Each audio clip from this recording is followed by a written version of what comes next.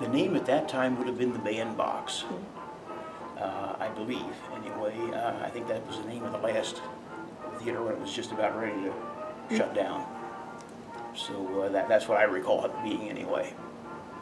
Well, the names of the theater were, one of them was Bandbox. I only really remember Bandbox because I hadn't been married, I guess, when they had Fox. And Yeah, when I went, it was called the Bandbox. Yep, the Bandbox. And later on years, Mr. Etzler, when he bought it, it was called, he renamed it to the Pix Theater, P-I-X, okay?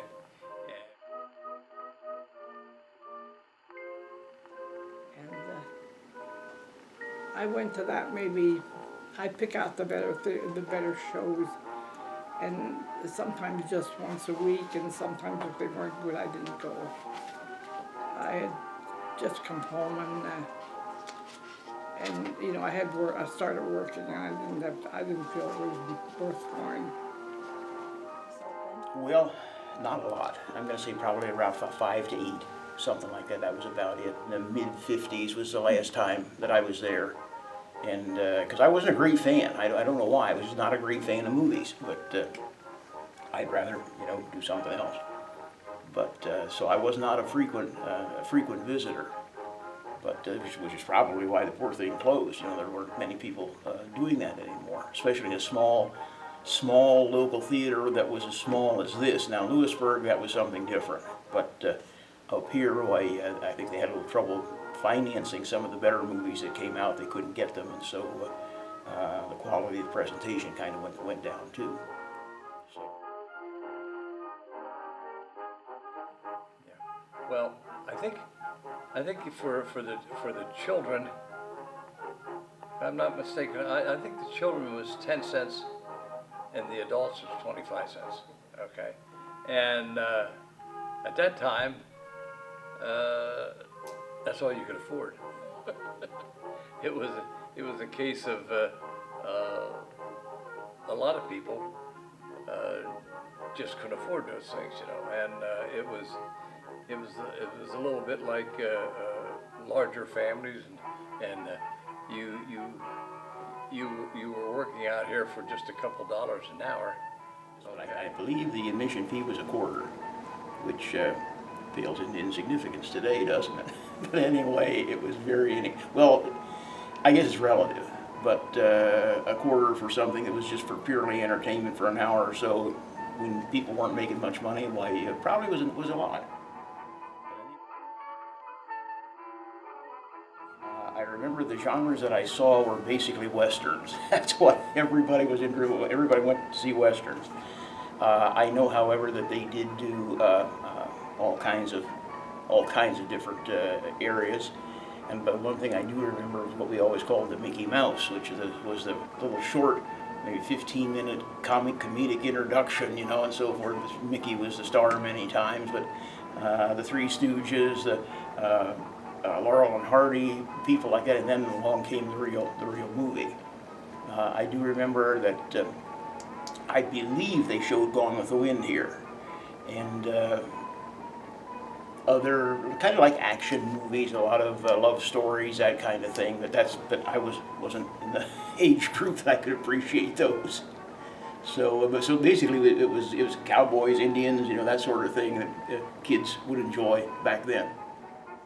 There was Tom Mix, the cowboy, and Roy Rogers, and a lot of Western movies. They showed a lot of Western movies.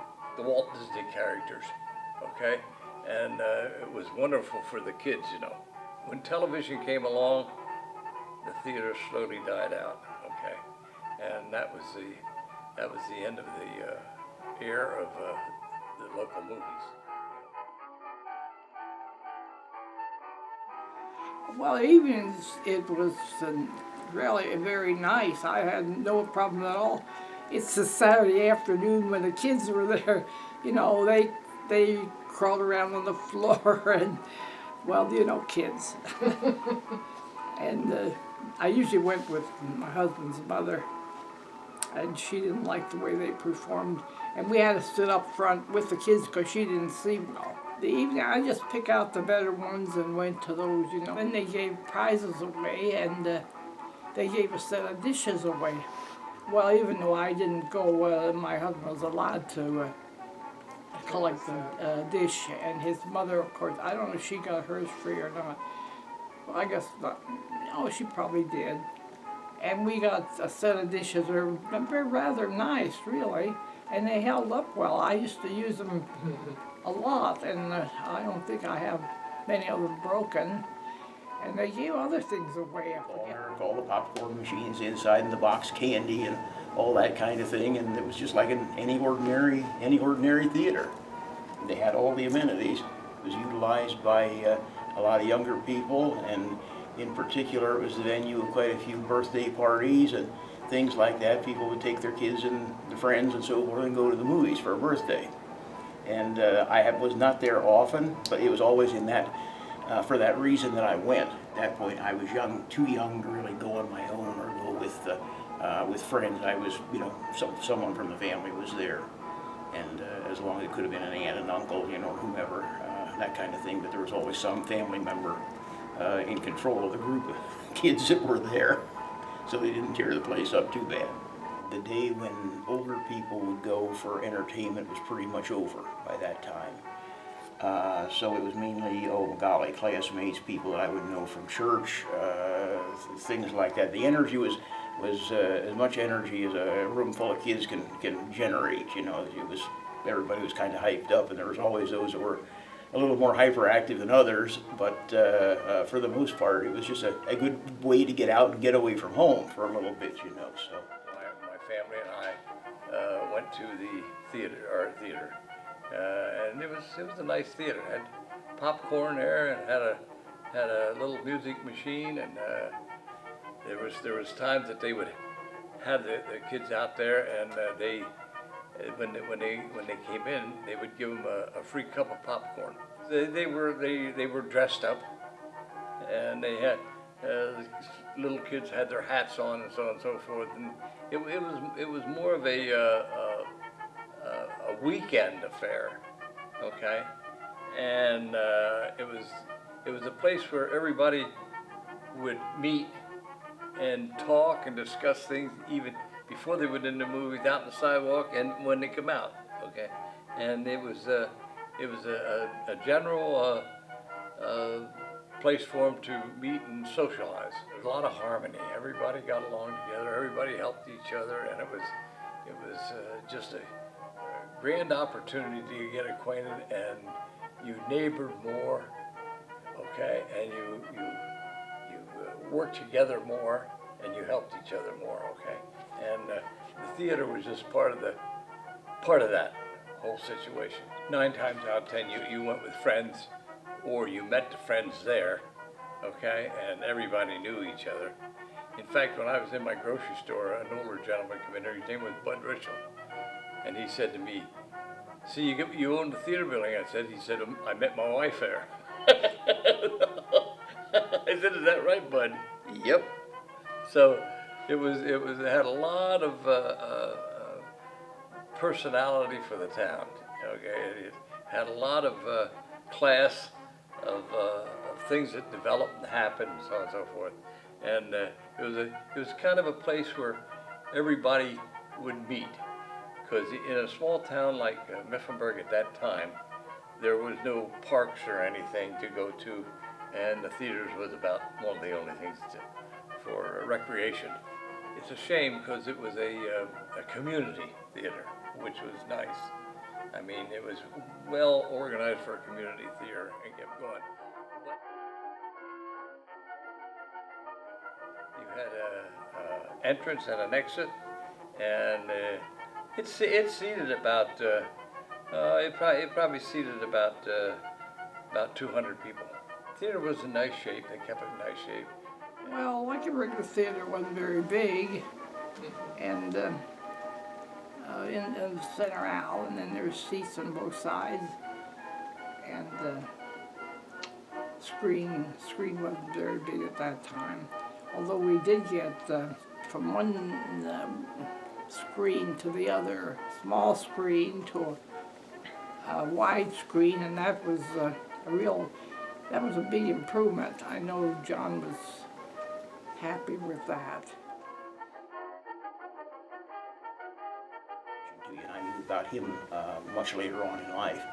So, because he graduated from high school in 1928 from Mifflinburg, and at the time he graduated, he was the manager of the Central Theater or something like that. He was a projectionist at the local theater. Well, we got along well. He was kind and nice to me. But, you know, he was a busy guy. Now, he worked at the printing shop here in town in the daytime, and then he'd go work at the theater in the evening.